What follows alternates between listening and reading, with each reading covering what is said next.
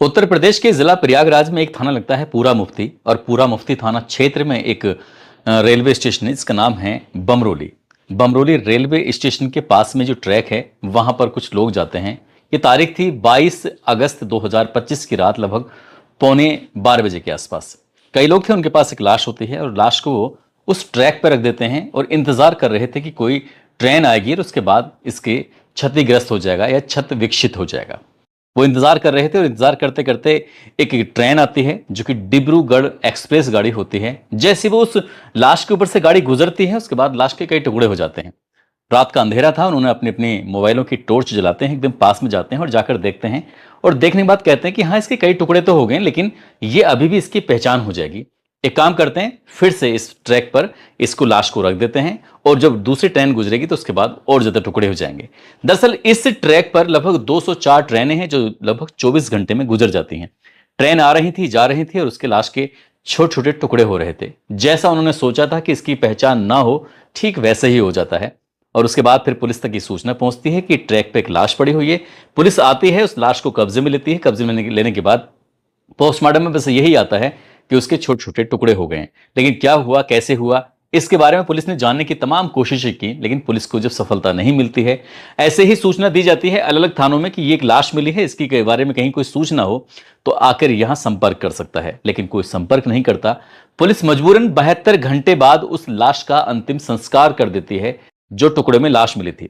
अब कातिल कौन है, कत्ल किसने किया है, क्यों किया है, इसका सवालों का जवाब जानने की तमाम कोशिशें की जा रही थी। लेकिन ऐसा लग रहा था कि शायद कातिल कभी पकड़े नहीं जाएंगे। लेकिन पुलिस जब इस मामले की जांच पड़ताल करती है तो आखिरकार 6 दिन के बाद कातिल भी पकड़े जाते हैं और कत्ल के पीछे की जो वजह थी वो उसका भी खुलासा हो जाता है। और जब खुलासा होता है तो लोगों को यकीन नहीं हो रहा था इस घटना की। न केवल उस शहर में, उस जिले में, बल्कि पूरे प्रदेश भर में चर्चा हो रही थी क्योंकि जो मरने वाला था वो बीजेपी का नेता जो था। आदाब, नमस्कार, सत श्री अकाल। मैं उस्मान सैफी। आज की जो सच्ची घटना मैं आपको सुनाने जा रहा हूं, ये सच्ची घटना है उत्तर प्रदेश के प्रयागराज का एक थाना लगता है नवाबगंज, और नवाबगंज थाना क्षेत्र का एक गांव लगता है हतीगहां। हतीगहां मोहम्मदपुर का रहने वाली एक महिला जिसका नाम बबली यादव है, जो कि भारतीय जनता पार्टी की जिला पंचायत सदस्य हैं। और 23 अगस्त 2025 की सुबह दरअसल वो नवाबगंज थाने में जाती हैं और जाकर कहती हैं कि साहब, जो उनका पति है 22 अगस्त 2025 की शाम 5 बजे से अपनी स्कॉर्पियो कार लेके चले गए हैं लेकिन वापस लौट कर नहीं आए। हमने अपनी तरफ से प्रयास किया, जहां जहां उनका उठना बैठना था, जहां जहां वो आते जाते हैं, उनसे पूछा, पड़ताल की, लेकिन कहीं उनका आता पता नहीं चल रहा है। उनका नंबर भी बंद आ रहा है, आप मदद कर दीजिए। पुलिस जैसे ही सूचना को प्राप्त करती है, पुलिस के लिए एक बहुत बड़ा मामला था क्योंकि एक जिला पंचायत सदस्य और वो भी भारतीय जनता पार्टी से जुड़ा हुआ हो तो जाहिर सी बात है पुलिस पे एकदम से दबाव पड़ जाता है। पुलिस अब इस मामले की जांच पड़ताल में जुट जाती है। इसके लिए क्योंकि बीजेपी नेता से जुड़ा मसला था इसलिए एसओजी की टीम का गठन कर दिया जाता है। साथ ही नवाबगंज थाने की 4 टीमों का गठन किया जाता है और ये मिलकर नवाबगंज थाने की पुलिस, एसओजी दोनों मिलकर बीजेपी के नेता को तलाश करना शुरू कर देते हैं। तमाम कोशिशें की जा रही थी, आसपास के लोगों से बातचीत की जा रही थी, मोबाइल की सीडीआर निकलवाई जाती और लोकेशन निकलवाई जा रही थी, सीसीटीवी कैमरे भी खंगाले जा रहे थे, लेकिन जब कोई पता नहीं चल रहा था, इसी बीच में एक उम्मीद की किरण जग जाती है। दरअसल चित्रकूट की पुलिस का फोन पहुंचता है इस प्रयागराज की पुलिस के पास और कहा जाता है कि एक लावारिस हालत में हमें स्कॉर्पियो कार खड़ी हुई मिली है, आप आकर देख लीजिए, कहीं ऐसा तो नहीं है ये आपका काम का कोई मामला हो। जैसे ही पुलिस को ये सूचना मिलती है, अब यहां से नवाबगंज की पुलिस, एसओजी, ये टीम वहां पहुंच जाती है। अब उस कार को देखा जाता है, इनकी स्कॉर्पियो को देखा जाता है, पड़ताल की जाती है। पता चलता है कि जिस व्यक्ति की तलाश की जा रही है, जो गुमशुदा हो गया है, लापता हो गया है, जो बीजेपी का नेता है और साथ ही पूर्व जिला पंचायत सदस्य भी रहा है, वर्तमान में उसकी पत्नी सदस्य है, दरअसल ये तो उसी की गाड़ी है। अब उसके बारे में फिर ये जानकारी जुटाने की कोशिश की जा रही थी। डॉग स्क्वाड, साथ ही पुलिस की और टीमें लगती हैं, फॉरेंसिक टीम लगती है। अब यहां आसपास का जितना भी जंगल था ना, उसको खंगालने की कोशिश की जा रही थी। चित्रकूट के उस जंगल में जहां एयरपोर्ट के पास में ये कार मिली थी, हर एक कोना, हर एक जगह देखी जाती है, बड़ी बारीकी से तलाश की जा रही थी। 23 अगस्त बीत जाता है, 24 अगस्त बीत जाता है, 25 अगस्त की भी तारीख आ जाती है, लेकिन उस व्यक्ति का कहीं भी अता पता नहीं चल रहा था। पुलिस वाले भी थोड़े परेशान हो जाते हैं। आखिरकार बबली यादव यानी कि उस बीजेपी के नेता की पत्नी के पास कोई एक कानाफूसी करता है, कोई खबर पहुंचाता है, कहता है कि मैडम तुम्हारे पति मिल जाएंगे, लेकिन 3 व्यक्ति हैं, इन तीनों में से अगर किसी एक को भी आपने पकड़वा दिया तो जाहिर सी बात है आपके पति मिल जाएंगे। ये बात सामने आती है कि कौन है। एक नाम सामने आता है डॉक्टर उदय यादव का, और साथ ही जो कि कंपाउंडर का काम करते हैं, निजी हॉस्पिटल में वो रहकर काम करते हैं। एक नाम है राम सिंह यादव का, जो कि पीडब्ल्यूडी विभाग में स्टेनो का काम करते हैं, उनकी जॉब है। तीसरा नाम था विजय यादव, जो कि उदय यादव यानी कि डॉक्टर उदय यादव का भाई होता है, नाम विजय यादव होता है, जो कि एजी ऑफिस मोड़ पर चाय की दुकान चलाते हैं। उन्होंने कहा कि आप तीनों में से किसी एक के बारे में पता कर लीजिए, आपके पति मिल जाएंगे। अब फिर से बबली यादव थाने जाती हैं। थाने जाने के बाद कहती हैं कि सर मुझे जो लगता है कि इन तीनों ने मेरे पति का अपहरण कर लिया है, एक काम करिए आप इनसे तीनों से भी पूछताछ करिए।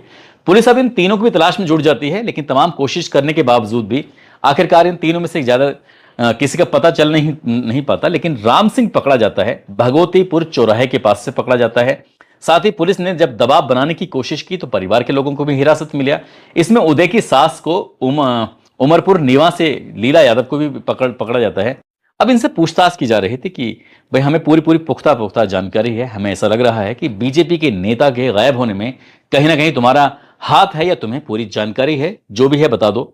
अब पुलिस ने अपने तरीके से सख्ती से जब पूछताछ करना शुरू किया है, तब जाकर कहानी निकल के सामने आती है। दरअसल राम सिंह कहता है कि ये जो नेता था ना, ये लंगोट का कच्चा था। जब ये इस तरह की बात आती है तो पुलिस वाले कहते हैं तमीज से बात करो। वो कहते हैं साहब मैं तमीज से ही बात कर रहा हूं। अब जब उसने कहानी सुनाना शुरू किया है तो कहानी कुछ इस तरह से आती है। जो डॉक्टर है, हालांकि वो है तो कंपाउंडर, लेकिन लोग उसे डॉक्टर के नाम से बुलाया करते हैं। नाम उदय यादव, डॉक्टर उदय यादव, और ये बीजेपी के जो नेता है रणधीर सिंह, इन दोनों की दोस्ती बहुत ज्यादा गहरी हो जाती है। दोस्ती गहरी होने का सिर्फ एक ही कारण था, ये जिला पंचायत सदस्य जब थे उस वक्त और उनकी पत्नी जब बन जाती हैं तो इनका सोशल मीडिया का जो भी ये हैंडलिंग था वो उदय यादव के अपने हाथों में था, वो ही देखा करते थे। और इसी देखा रेखी में कब दोनों की बहुत अच्छी दोस्ती गहरी हो जाती है पता ही नहीं चलता। अब रणधीर सिंह का उदय यादव के घर भी आना जाना होता था, सब कुछ दोनों साथ रहते थे, खाते पीते, ये सब चीज चलती रहती थी। लेकिन 2 महीने पहले, इस घटनाक्रम से 2 महीने पहले कुछ ऐसा हो जाता है जिसकी कल्पना शायद इन दोनों ने बिल्कुल भी नहीं की थी। दरअसल उदय यादव अपनी पत्नी से कहता है कि चलो एक काम करते हैं, हम नैनीताल घूमने के लिए चलते हैं। 8 साल का उनका बेटा होता है, वो 8 साल के बेटे को भी नैनीताल लेके चल देते हैं। अब यहां से जब नैनीताल जाने वाली बात आती है, रणधीर सिंह का फोन आ जाता है। रणधीर सिंह कहते हैं कि भाई क्या बात है, कहां जा रहे हो? वो कहते हैं कि हम लोग नैनीताल जा रहे हैं, क्या तुम भी चलोगे? क्योंकि इसकी जो पत्नी है उदय सिंह की पत्नी का नाम है अंजलि यादव। अंजलि यादव ने इसे कहीं ना कहीं सूचना दे दी थी। जब सूचना दे दी थी तो ये भी साथ चलने लगता है। अब ये उदय, साथ ही रणधीर सिंह, उसका जो पत्नी है अंजलि, और अंजलि का बेटा 8 साल का, ये चारों जने चले जाते हैं। जब चारों जाते हैं तो यहीं से तय हो जाता है कि होटल में एक ही कमरा लेंगे, एक ही साथ सोएंगे, इधर उधर नहीं भागेंगे। जब इस तरह की बात आती है तो ये नैनीताल पहुंच जाते हैं। अब कमरा लेने वाली बात आती है तो कहते हैं कि इतना पैसा क्यों खर्च करना है, हम लोग जब इतने अच्छे दोस्त हैं, सब लोग साथ ही रहते हैं, खाना पीना सब कुछ यही, और इतने लंबे से एक दूसरे से जानते हैं, एक ही कमरा ले लेते हैं, थोड़ा बड़ा रूम ले लेते हैं। आखिरकार वहां रह रहे थे। इसी बीच में पत्नी ने अपने पति से कहा कि कुछ सामान मांगा, खासकर कुछ ऐसी डिमांड की कि उस कमरे से उसे निकल के बाहर जाना ही नहीं पड़ता था।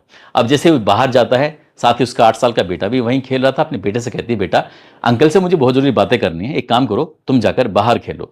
अब पति भी चला जाता है, बेटे को खेलने के बहाने से भेज दिया जाता है, और इस बीच में दोनों अनैतिक रिश्ते में बंध जाते हैं। यानी कि दोनों, बताया जाता है कि शारीरिक संबंध बना रहे थे। और इसी बीच में उदय की एंट्री हो जाती है। जैसे उदय की एंट्री होती है, उसने अपनी आंखों से उस दृश्य को देख लिया, जिस दृश्य के बारे में अक्सर लोग उससे दबी जुबान में बात करते थे कि तुम्हारी पत्नी का उस नेताजी से कुछ ना कुछ चक्कर है, कुछ ना कुछ ऐसी बात है, वो घर में कभी भी आता है, कभी भी जाता है। तो जब इस तरह की बात थी, अभी तक तो सिर्फ उसने सुना था, लेकिन उसने जब अपनी आंखों से देखा, उसे दुख हुआ, तकलीफ हुई। अब ये टूर था, उस टूर को छोड़ देते हैं। वो अपनी पत्नी को, अपने बेटे को लेकर सीधा अपने घर पहुंच जाते हैं। लेकिन वो खुद तो अपने घर आता है, पत्नी को घर लेकर नहीं जाता, बल्कि उसके मायके में जो धूमनगंज का एक गांव लगता है, उमरपुर नीवा, वहां पर उस पत्नी को छोड़ के आ जाता है। और ये बात अपनी सास को और साले को बता के आया था कि तुम्हारी जो बेटी है ना, किस तरह के गुल खिला रही है। इसी नाराजगी में आया था, वो अपने घर रुक जाता है। लेकिन हद तो तब हो जाती है जब अंजलि की रणधीर सिंह यादव से लगातार बात चल रही थी, कम्युनिकेशन चल रहा था। और ये बात कहीं ना कहीं पता चल जाती है इस उदयवीर सिंह को भी। और जब ये बात पता चल जाती है तो यहां तो इसने अपने भाई से भी जिक्र किया, वहां अपनी ससुराल में जिक्र किया। अब ससुराल में जिक्र करता है तो 11 जुलाई 2025 की तारीख आती है और पता चलता है कि अंजलि यादव की मौत हो चुकी है। मौत का कारण था जहर। अब जहर दिया गया है या उसने खुद लिया है, ये तो खैर पुलिस की जांच का विषय है, लेकिन ये बताया जाता है कि खुद ने और ससुराल वालों के साथ मिलकर एक कंबाइंड एक प्लान बनाया और अपनी पत्नी की उसने जहर देकर हत्या कर दी।